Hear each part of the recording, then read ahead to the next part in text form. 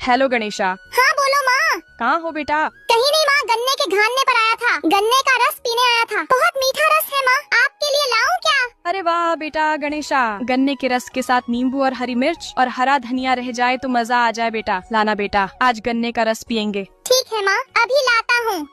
Hello Ganesha. हाँ बोलो माँ। कहाँ हो बेटा? कहीं नहीं माँ, गन्ने के घानने पर आया था, गन्ने का रस पीने आया था। बहुत मीठा रस है माँ, आपके लिए लाऊं क्या? अरे वाह बेटा गणेशा, गन्ने के रस के साथ नींबू और हरी मिर्च और हरा धनिया रह जाए तो मजा आ जाए बेटा। लाना बेटा, आज गन्ने का रस पियेंगे। ठीक है माँ, अभी लाता हूँ। तो देखिए, औलाद का माजूर होना इंसान के गुनाहों का नतीजा नहीं होता है, क्योंकि अल्लाह ताला एक की सजा दूसरों को नहीं देता है। ये इस्लामी अकीदा नहीं है। दुनिया की कुछ मज़ाहिब है जिसमें अकीदा ये है कि आदम ने गुनाह किया तो उसकी सजा एक बाद में आने वाले शख्स को मिली, जिसके नतीजे में अल्लाह ने लोगों को माफ कर दिया। हमारा वो अकीदा नहीं है। हम नहीं मानते कि किसी के गुनाह की सजा कोई भुगतेगा। तो माँ बाप के गुनाह की सजा बच्चा क्यों भुगतेगा? उसका क्या दखल? हाँ, माँ बाप ने गुनाह किया, बच्चा बालिग था, बच्चे ने पार्टिसिपेट किया गुनाह में, अब दोनों बराबर हो गए फिर तो। लेकिन एक दूसरे की सजा नहीं मिलेंगी, इसको इसकी उसको उसकी। हाँ, माँ बाप ने शुरुआत करवाई जिसकी वजह से गुनाह फैला तो सबको मिलेंगे, फिर माँ बाप को डबल मिलते जाएंगे, क्योंकि उनकी वजह से हुआ। जैसा कि एक आदमी ने खून किया, लोगों को बताया खून ऐसा करना लोगों का, अब जितनों के खून होंगे इसको भी एक पार्ट मिलेंगे, वो एक अलग चीज है। लेकिन याद रखिए, बच्चों की सजा बड़ों को, बड़ों की सजा बच्चों को, माँ बाप की सजा बच्चों को, बच्चों की सजा माँ बाप को नहीं मिलती है। जैसा कुछ लोग होते हैं ना, एक बच्चा नाफरमान है, गुंडा आई है, तकलीफ दे रहा, तो बोलते देखो तुम बीमार है ना तुम्हारे बच्चे की वजह से। माँ बाप ने अगर उस बच्चे को नहीं समझाया, नहीं मनाया, उनकी वजह से वैसा बना, तब तो हो सकता है, लेकिन उमूमन नहीं होता ऐसा। याद रखिए, ठीक है? तो लिहाजा अगर कोई बच्चा माजूर है, अपाहिज बोलते हैं, या कमजोर है जहनी एतबार से, ठीक है, कोई आज़ाद से तो माजूर नहीं है कि आंख नहीं, हाथ नहीं, पैर नहीं, लेकिन अक्ल से माजूर हो गया, ठीक है, तो लिहाजा इसमें माँ बाप की कोई खतर गलती नहीं है। जो लोग ये कह रहे हैं कि तुम्हारे गुनाहों की सजा ये बच्चा है, तो याद रखिए वो लोग बिल्कुल गलत बोल रहे हैं। ऐसा नहीं है। हाँ, ये बच्चा इनके लिए आजमाइश है। अगर उस बच्चे की सही से देखभाल करते, ख्याल रखते, तो अल्लाह ताला इसका उनको अजर अता करेगा, और जिसका जैसा इम्तिहान है उसका वैसा बदला है। याद रखिए।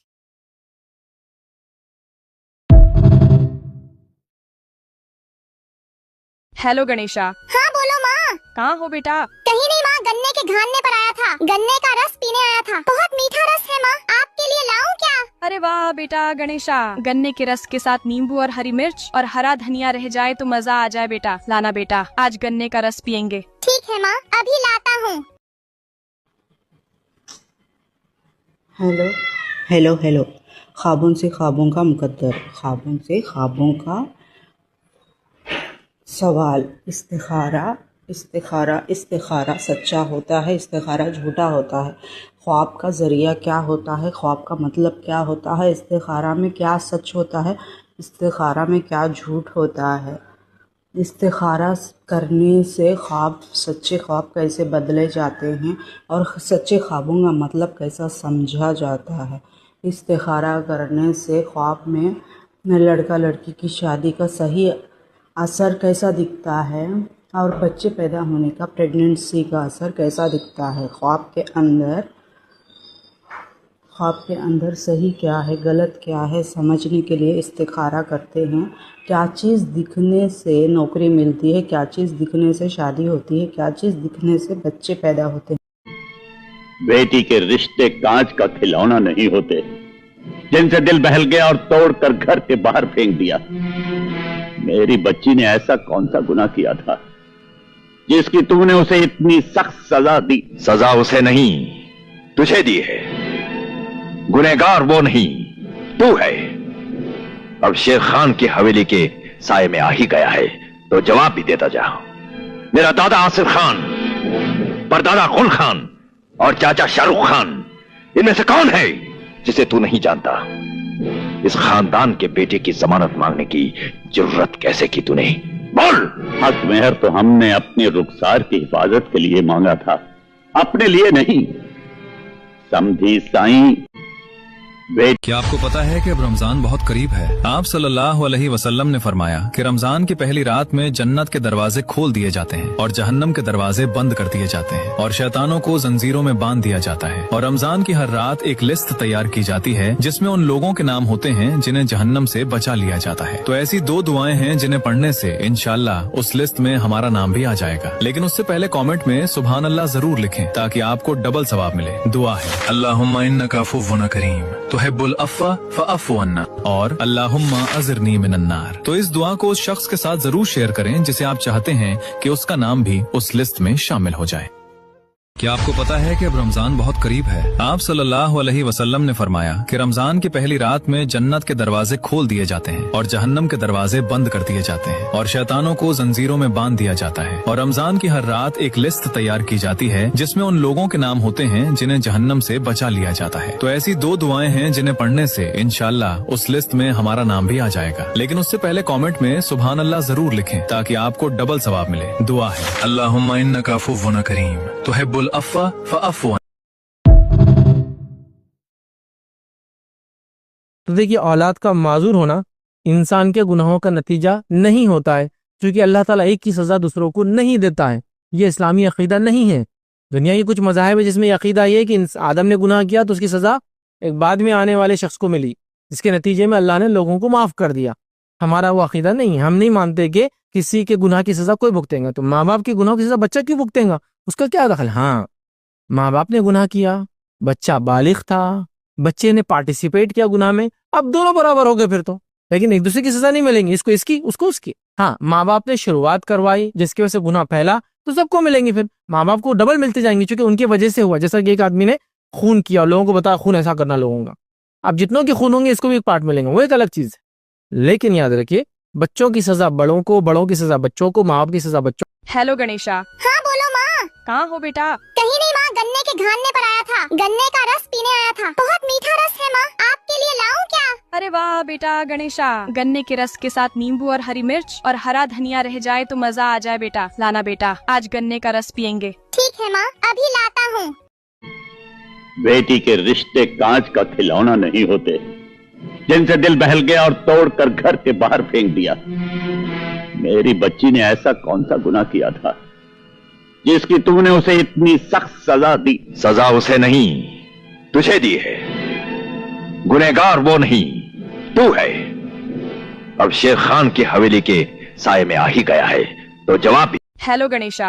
हाँ बोलो माँ। कहाँ हो बेटा? कहीं नहीं माँ, गन्ने के घानने पर आया था, गन्ने का रस पीने आया था। बहुत मीठा रस है माँ, आपके लिए लाऊं क्या? अरे वाह बेटा गणेशा, गन्ने के रस के साथ नींबू और हरी मिर्च और हरा धनिया रह जाए तो मजा आ जाए बेटा। लाना बेटा, आज गन्ने का रस पियेंगे। ठीक है माँ, अभी लाता हूँ। మా నాన్నగారు మగాళ్ళతోటి మాట్లాడొద్దని చెప్పారు. మగాళ్ళతో మాట్లాడకూడదన్నారు కానీ ఊకలో ఈకలంటాడు, ఈయనతో మాట్లాడచ్చు. ఇంకే అటెండెన్స్ ఆఫ్ చేద్దాం. ఉప్పు కప్పు రంబు పద్యం చెప్పండి. నువ్వు చెప్పు పాప. ఉప్పు కప్పు రంబు ఒక్క పోలిక నుండు, చూడ చూడ రుచుల జాడ వేరు. పురుష్ అప్పుడు సిగ్గేస్తుంది బాబు. పురుష్ అబ్బా, పురుష్ అమ్మా, పురుష్ ఇక నేను చెప్పలేను బాబు. ఏమిటి తల్లి పురుష్ పురుష్ అని చెక్కల గురించి చెప్తున్నావు? పురుషుల వీక్నెస్ ఏమైనా పట్టుకుంది ఏమిటి? మీ నాన్నతో చెప్పి అర్జెంటుగా పెళ్లి చేసామని చెప్తాలేమా? కుదా మా నాన్నగారు మగాళ్ళతోటి మాట్లాడొద్దని చెప్పారు. మగాళ్ళతో మాట్లాడకూడదన్నారు కానీ ఊకలో ఈకలంటాడు. हेलो गणेशा। हाँ बोलो माँ। कहाँ हो बेटा? कहीं नहीं माँ, गन्ने के घानने पर आया था, गन्ने का रस पीने आया था। बहुत मीठा रस है माँ, आपके लिए लाऊं क्या? अरे वाह बेटा गणेशा, गन्ने के रस के साथ नींबू और हरी मिर्च और हरा धनिया रह जाए तो मजा आ जाए बेटा। लाना बेटा, आज गन्ने का रस पियेंगे। ठीक है माँ, अभी लाता हूँ। तेरे घाव पुराने हैं पर दर्द अभी भी ताजा है, मैं जानता हूँ। तूने समय को गुजरते देखा पर कुछ जख्म समय के साथ भरते नहीं, बस छुप जाते हैं। कभी कोई शब्द उन्हें फिर जगा देता है, कभी कोई याद तेरे सीने में फिर वही दर्द भर देती है। तू मुस्कुरा लेता है पर अंदर कहीं अब भी टूटन बाकी है। सुन पुत्र, घाव तेरी हार नहीं है, घाव इस बात का प्रमाण है कि तूने जीवन को सच्चाई से जिया है। जो कभी जुड़ा ही नहीं वो टूटेगा कैसे?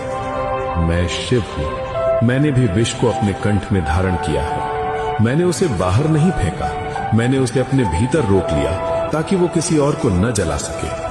यही शक्ति है। तू अपने दर्द को दुनिया पर मत फेंक, उसे अपने भीतर शक्ति में बदल। जो जख्म तुझे रुलाते हैं उन्हीं में तेरी गहराई छुपी है। जो दर्द तुझे तोड़ता है। बेटी के रिश्ते कांच का खिलौना नहीं होते जिनसे दिल बहल गया और तोड़कर घर के बाहर फेंक दिया। मेरी बच्ची ने ऐसा कौन सा गुनाह किया था जिसकी तुमने उसे इतनी सख्त सजा दी? सजा उसे नहीं, तुझे दी है। गुनहगार वो नहीं, तू है। अब शेर खान की हवेली के साये में आ ही गया है, तो जवाब भी देता जा। मेरा दादा आसिफ खान, परदादा गुल खान और चाचा शाहरुख खान, इनमें से कौन है जिसे तू नहीं जानता? इस खानदान के बेटे की जमानत मांगने की जरूरत कैसे की तूने? बोल।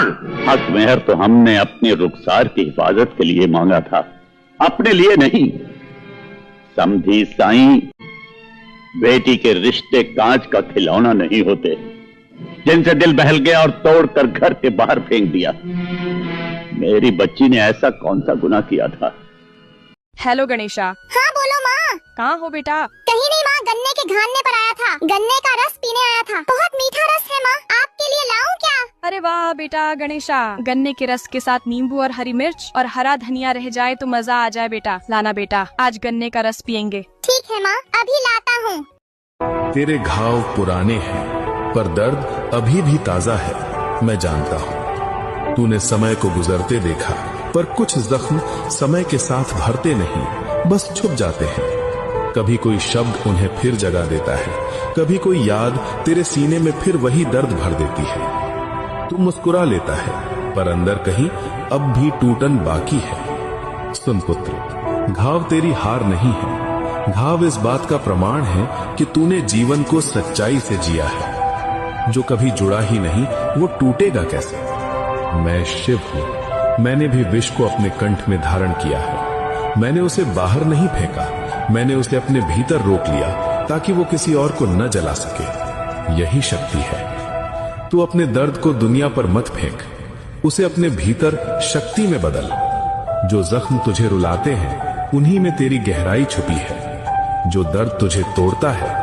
మా నాన్నగారు మగాళ్ళతోటి మాట్లాడొద్దని చెప్పారు. మగాళ్ళతో మాట్లాడకూడదన్నారు కానీ ఊకలో ఈకలంటాడు, ఈయనతో మాట్లాడచ్చు. ఇంకే అటెండెన్స్ ఆఫ్ చేద్దాం. ఉప్పు కప్పు రంబు పద్యం చెప్పండి. నువ్వు చెప్పు పాప. ఉప్పు కప్పు రంబు ఒక్క పోలిక నుండు, చూడ చూడ రుచుల జాడ వేరు. పురుష్ అబ్బా సిగ్గేస్తుంది బాబు. పురుష్ అబ్బా, పురుష్ అమ్మా, పురుష్ ఇక చెప్పలేను బాబు. ఏమిటి తల్లి పురుష్ పురుష్ అని చెక్కల గురించి చెప్తున్నావు? పురుషుల వీక్నెస్ ఏమైనా పట్టుకుంది ఏమిటి? మీ నాన్నతో చెప్పి అర్జెంటుగా పెళ్లి చేసామని చెప్తానమ్మా. కుదా